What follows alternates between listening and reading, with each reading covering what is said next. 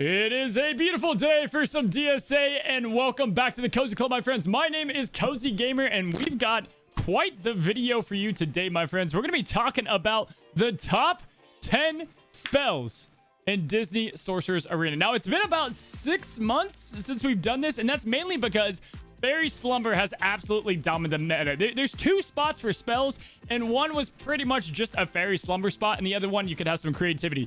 So with Glue and DSA announcing that they're going to be adjusting Fairy Slumber, which we don't know what the adjustment is now, it's probably going to still stay a top spell, or at least be somewhat competitive. But we wanted to redo the top 10 without Fairy Slumber, taking a look at all the spells within the game so that we can bring back some of the theory crafting that spells brought to the game. I think spells is one of the most unique things that DSA has to it compared to the other mobile games out there. So, ladies and gentlemen, for this video, I brought on a very special guest. He is going to be the leader of Frontierland, the club that I'm in. A great guy. I've had him on the Twitch stream a few times if you guys have been there. But I'm going to go ahead and bring him on. His name is Danny Art Mendoza.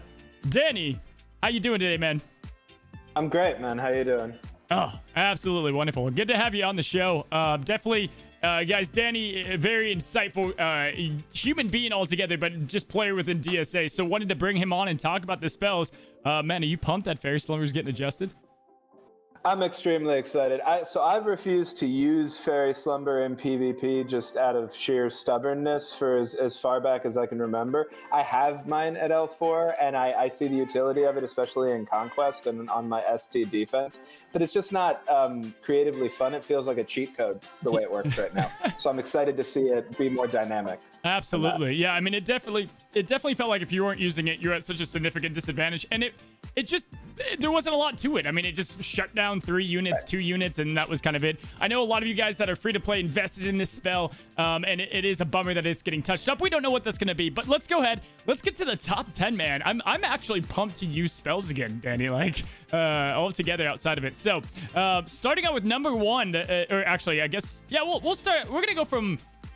Yeah, let's go from 10 to 1. I guess I'm going to switch it up a bit. Going from 10 to 1, we're going to start off with the first spell, and that is going to be Clock Tower, Danny. So, Clock Tower, kind of its little brother in Thunder Mountain Boom, also a very good spell. Really enjoying Clock Tower for being able to shut down Mickey. But if you get this bad boy to level 4, having a 1 turn and being able to have them polymorph to a pumpkin, it really counteracts the speed mechanics of Big Hero 6 because the speed becomes a disadvantage. What are your thoughts on Clock Tower?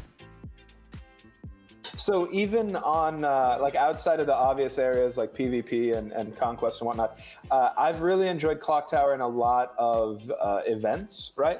Like back in Beauty and the Beast, for example. Clock Tower, if you're running a scenario inside of those events where your tunes are not quite optimized and you're trying to sort of min-max your results on getting as far as you can in the event with a lower investment in the characters, using polymorph to neutralize a lot of what's on the board and have some sort of defense reduction is really super useful. It's very, very helpful. And beyond that, to your point, I think the main thing in favor of it is that I can't think of a better way to counter Mickey than polymorph right now. Oh, man. And so being able to do that is stunning. Getting around harmful immunity on defense for for S6 is difficult, but as long as you have a way to do that, Clock Tower can be fantastic. Absolutely. And we talked about it more in length with the Big Hero 6 video, guys. Yesterday's video, we started a new counter series about how to counter certain teams. So if you want to know the difference between Thunder Mountain Boom and Clock Tower, there's actually a big difference between them. But check out the end of the Big Hero 6 video from yesterday. I'll put the link up above. Let's go ahead and go to number 9, Mr. Danny. And that is going to be, my good sir, if you go back to the August one, people are actually going to be shocked that this fell so far. It's going to be Claw, my good man. So number 9, Claw, is going to be the spell. Now this is a spell that you pretty much have to purchase. It's in the Toy Story event, and so I'm actually not mad about these spells bumping down the ones you have to buy. Claw, though, let's talk about why it went down. And in my opinion, this was so heavily used with Big Hero 6 with all the evades on the field, and Beast really took it down. Just like Beast took Honey Lemon down with the shaking mechanic, Beast is able to clear those evades a lot more. If you don't have Beast, this and Wild Imagination are still pretty good. What are your thoughts on Claw as a spell? I mean, I've definitely used it a lot less since Beast came out. And I think that that's got to be what anybody with a Beast is experiencing, because it's redundant. You don't really need it. The big benefit to Claw is not the AoE damage or the particular damage on summons, but it is the little clear, the few little toy pieces that fall down first before you have the big fall and the big damage. The other thing is, I think that BH6 is sunsetting a little bit. We're going to see it for a long time. It's going to be a top viable team for a very long time, but it's not going to be the top viable team. And knowing that Hercules is coming out soon, looking at the rhythms of this, seeing how Haste's adjustment changes Oceanic, which was already a good BH6 counter, I just feel like there's less and less need for Claw. Yeah. It still has a place. I like my Claw a lot. I'm happy I have it at L4, but I wouldn't take it to L4 next now, given the rest of where the meta is sitting and where we think things might be going. Yeah, great thoughts, man. Overall, I mean, hey, I've got my Tampa Brady shirt on, but BH6 was great before the NFL season even started. Now the NFL season's over. So, like, that's how you know their time's done. It's been like 6 months. So, yeah, they're going to stay useful, I think, for a while here. But, all right, let's go on to the next spell. Going to be number 8, my friend. And number 8, we'll have quicker thoughts on this one. It's going to be Splash Mountain, good sir. Danny, I'll let you lead with this one. What are your thoughts on Splash? I think it really needs to be L4 to sing. I think it's lovely. I think it's wonderful, but you want to have that magic reduction really be optimized. Otherwise, I feel like it's a little less worthwhile. Still worth using, but doesn't really give you what it's all about. Yeah, and L4, guys, really the level system. The spells that we talk about today, we're going to talk about if they're going to be great, just right out of the box, shiny out of the box, or do you need to level them up? And really the next, let's see, 1, 2, 3, like next 3 spells we're going to talk about all have some form of a level requirement that you're going to want to have with it, whereas the top ones, they pretty much nice and shiny outside the box. Yeah. I like Splash because of like the unknowns of it. Like I love that you can put the AoE stun out there with Maui, and like if you get the right odds, man, you can get like a 2-turn on there. Like there's some fun stuff it does. And then massively, we're starting to see more and more people steal magic, throwing people off their magic or cooldown game. It like completely shatters their whole plan. Like, and I love doing that to the enemy, you know? So Splash Mountain is going to be coming in at number 8. Now, number 7, this is one we've been seeing a lot, and arguably at level 4 upgrade, Danny, I think this is a top 4 spell. I honestly, outside of that, it's maybe not even deserving of this number 7 spot, but it is a very solid spell once you have it all the way up. It's Headless Horsemen, man. Flanking Silence and Flanking Fear. Now, if people don't know, Fear actually makes targets can't evade. And we all know Baymax with all those jukes is getting beyond annoying, right? And so that is one of like the secret things I like about it. Also, we're starting to see a lot of Baymax, big character, insert character, go Mickey, and then Beast to the side, which we will have a positioning guide coming out. But this just does a nice silence across the front row. What are your thoughts on Headless? I like it. My own is not at L4, but I do like the idea of using it in L4, having people in FL use it at L4. I'm going to take mine there when I can. The 75% chance at silence is really great. I think it rolls individually on each target. I don't think it's across the whole row. So that's still a fair amount of RNG. And then there's the question of whether or not the silence would actually stick on Beast in that scenario. So you might, with a Beast scenario, get only 2 out of 3 in that row silence. Still really good. But I'm a little less hot on it than a lot of other folks because I just don't get to use it myself. Yeah, the level 4 upgrade, pretty much essential, guys, on that. And then, yeah, if you've got mass impact with a harmful immunity on Baymax and then Beast is at 6 roses, I mean, it's great to get Mickey to, be silent. And then one of the reasons, I mean, 7 and 6, both of these spells are such a high risers because of how fast they charge. Charge speed has everything to do with all this. If you guys want to see charge speed, I talked about that on my last top 10 spells video. It was a while back. Oops, sorry about that. It was a while back, but that was back in August. We talked about spell speed. So let's go ahead and get to their next spell, and that is going to be Infinity-Sided Die. Now, Danny, I hear people say you're sleeping on this spell all the time. This spell has when it rolls right, Danny, can we both agree this is can be one of the best spells in the game if you get the perfect RNG with the spell? Absolutely. It just requires the perfect RNG, and RNG is RNG, right? So you go out there and it's a Wild West scenario. You know what I mean? You take what you take and you make the most out of it. What's exciting is that you get to adapt to it, right? So you get to see what rolls in the moment. You have the timer going down on your turn, and you're going to have to figure out, well, now under these new conditions, what am I going to do, right? And that's cool, and that's great for in-the-moment theory crafting. It's just less reliable than my more conservative instincts would prefer in a lot of situations. People like to know what they're going into with the battle. I mean, if you're using Onward, amazing. If you're using Elsa bombs, amazing. Barley bombs, I'd probably say roll with this. It can be really great. It can be, and here's the deal. You guys can build a team around this if you want to have like all offense characters that no one kind of benefits or no one loses the benefit of crit damage up. But then as soon as you have crit damage up going on Bell, it's like, okay, well, enjoy doing nothing with that. So, all right, man. Infinity Sided Die, very strong spell, guys. Personally love the spell myself, but if you don't like the RNG aspect, avoid it. Okay, top 5, man. These will probably go through a bit quicker because these are more well known. And then we're gonna go and talk about the spells that we're most excited about after that, Cozy Club. But let's talk about number 5 being Blue Fairy Magic BFM. We're almost on the year anniversary of this thing being stupid OP. They changed it. Where do you like that it's settled now, and why do you think it deserves number 5? So I'm really excited about it in relation to Sensational 6 on both sides of that coin.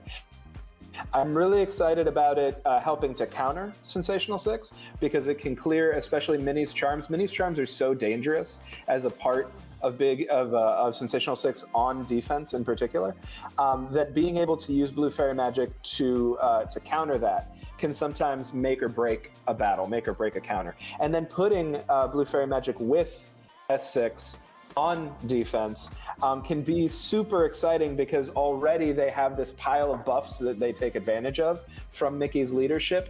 You're gonna get an extension of that essentially out of Blue Fairy Magic that can be super useful and very exciting. Yeah, absolutely. And I think Wand, my favorite part, and people say this as Wand, you'll hear it as Wand.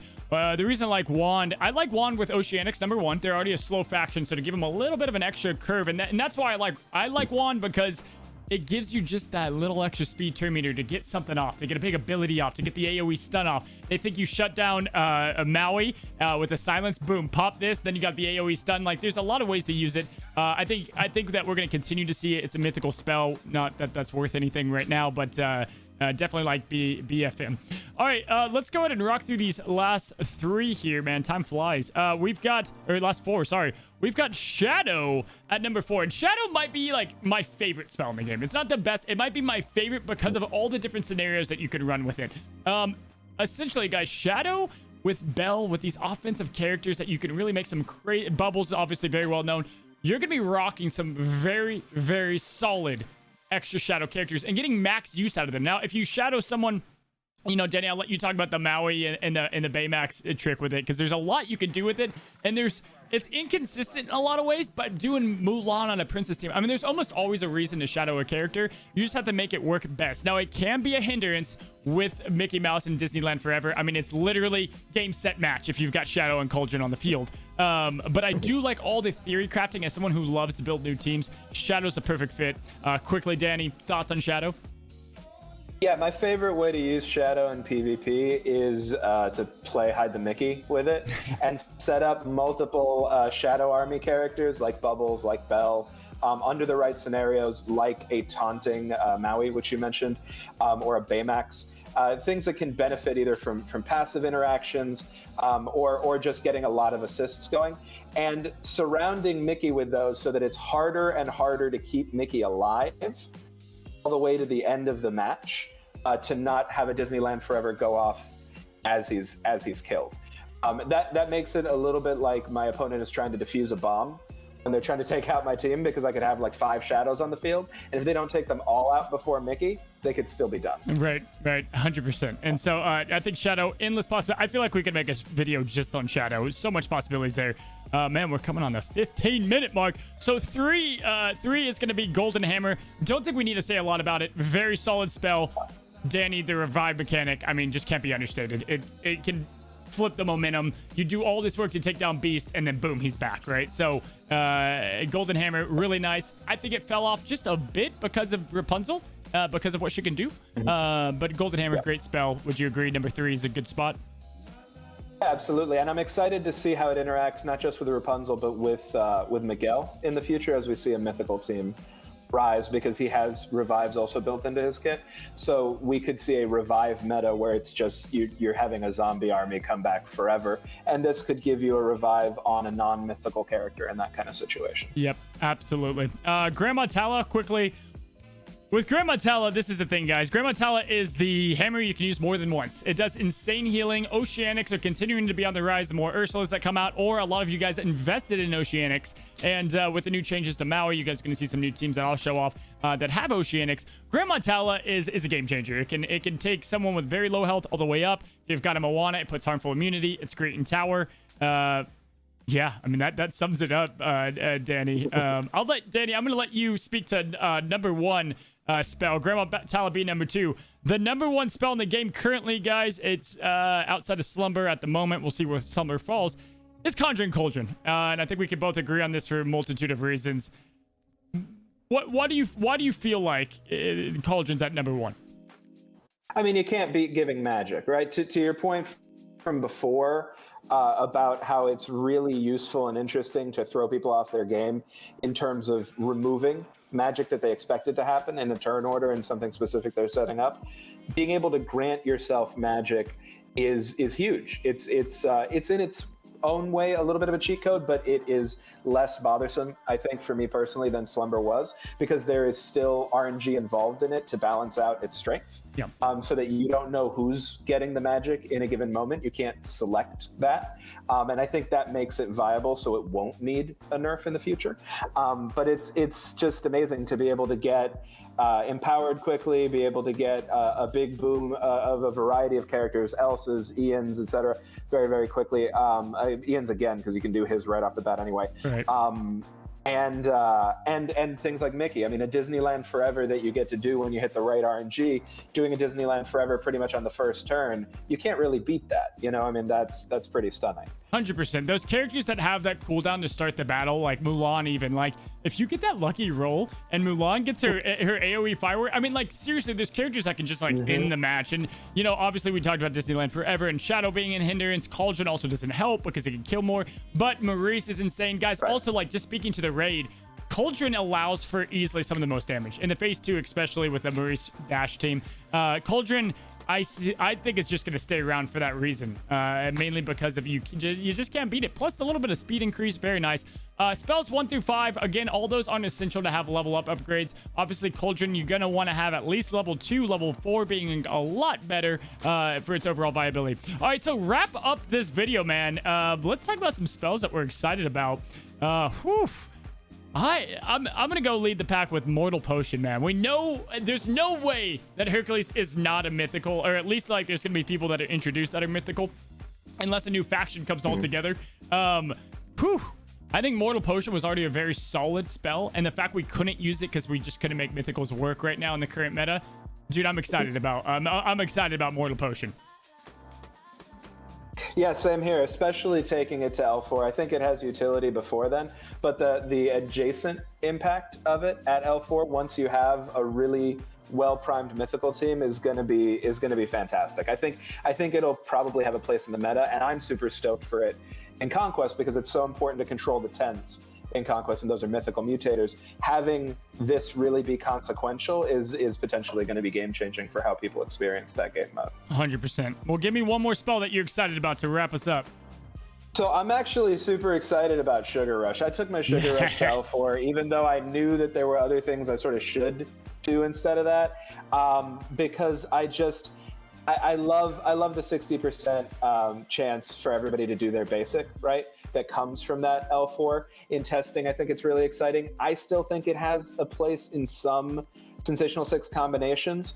The difficult thing, obviously, everybody knows, it's a little hard to charge, right?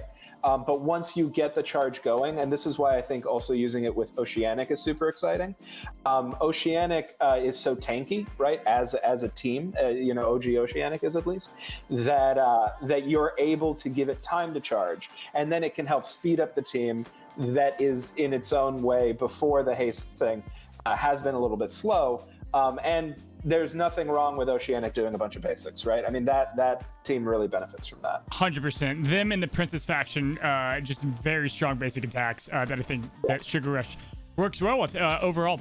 Well, Danny, dude, it's been awesome having you on. We went through the top 10 spells Cozy Club of right now after Slumber. This is going to bring so many different just fun comps, I think, with Maurice, with the Bucket of Soldiers and things like that you can really start to actually run now that Slumber's not going to be essential. But we don't know the nerf, so we'll have to see. But at the very least, guys, here's an updated top 10.